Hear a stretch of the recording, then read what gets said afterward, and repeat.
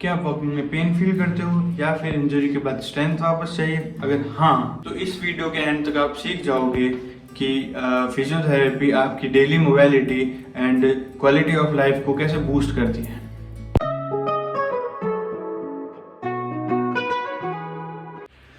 तो हेलो दोस्तों, मेरा नाम ऋषभ दादिच है। मैं सेकेंड ईयर का स्टूडेंट हूँ विवेकानंद ग्लोबल यूनिवर्सिटी जयपुर से, और इस चैनल पे मेरा फर्स्ट वीडियो है ये। आज हम काफ़ी लोगों का डाउट क्लियर करेंगे। आज हम बात करेंगे क्या है फिजियोथेरेपी, फिजियोथेरेपी के रूल क्या है, फिजियोथेरेपी कितने प्रकार की होती है, कितने टाइप्स की होती है। ये वीडियो सारे एज ग्रुप्स के लिए, अगर आप स्टूडेंट हो या फिर आप एडल्ट हो या फिर आप यंग हो या फिर आप वर्किंग पर्सन हो, तो उन सब के लिए है ये वीडियो। और मेक श्योर कि आप सपोर्ट करें और लाइक, कमेंट, शेयर, सब्सक्राइब सब कुछ करें। So let's start with our topic, what is physiotherapy. Basically physiotherapy है क्या? फिजियोथेरेपी, जिसे फिजिकल थेरेपी भी कहते हैं, ये एक science based health care profession है जिसमें बॉडी की मूवमेंट एंड फंक्शंस को इम्प्रूव करने में हेल्प करते हैं। इसके बहुत से गोल्स होते हैं, जैसे कि पेन रिलीफ करना, स्ट्रेंथ इम्प्रूव करना, मोबिलिटी एनहेंस करना और ओवरऑल क्वालिटी ऑफ लाइफ को better banana. It includes active exercises, passive movements by physiotherapists, manual therapies like massage, and other treatments like heat and cold therapies, TENS, IFTs, ultrasound. So the next topic we are covering is types of physiotherapies. Physiotherapies किस किस types की होती है यहाँ हम cover करेंगे। So let's start with the first है musculoskeletal या फिर उसको ऑर्थोपेडिक फिजियोथेरेपी भी अपन बोल सकते हैं। उसमें हम फोकस करेंगे बोन्स, जॉइंट्स, मसल्स पे, जैसे कि back pain, arthritis, sprain etcetera etcetera अपन ट्रीट करते हैं through exercises, manual therapies, ultrasounds, IFCs, TENS, heat and cold therapies too. Now the second one is neurological physiotherapy. Neurological physiotherapy में अपन brain से related या फिर न्यूरोलॉजिकल प्रॉब्लम्स को treat करते हैं, जैसे कि स्ट्रोक पर, Parkinson's, spinal cord injury, through gaining training and balance and coordination exercises करवा के अपन इन सब चीज़ों को रिकवर करते हैं।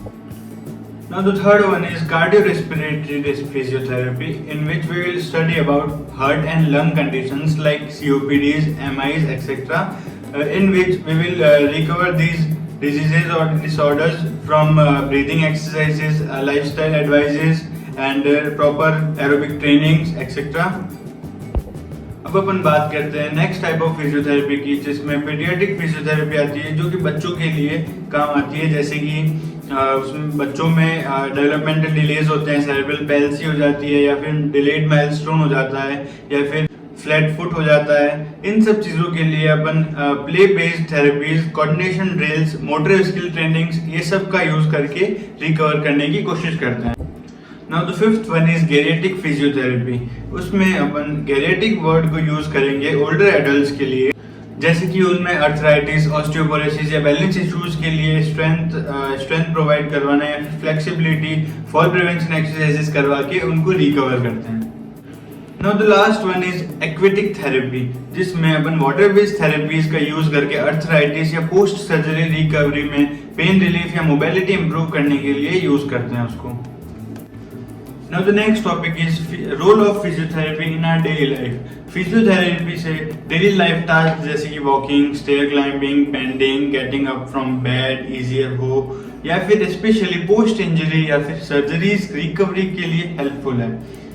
The next we will talk about pain management. The pain management is majorly of two types, the acute and the chronic one. Pain जैसे कि lower back pain हो गया, अर्थराइटिस हो गया, नेक पेन हो गया, ऐसे इन जैसे क्रॉनिक इश्यूज में थेरेपीज से पेन रिड्यूस होता है। अपन एक्सरसाइजेस के थ्रू भी कर सकते हैं, जैसे मैनुअल एक्सरसाइजेस हो गया, टेंस हो गया, अल्ट्रासाउंड हो गया। अगर एक्यूट है, एक्यूट मीन्स कम है अभी पेन, तो अपन उसमें IFCs भी यूज कर सकते हैं। तो अपन अब बात करेंगे बैलेंस या फिर फॉल प्रिवेंशन की।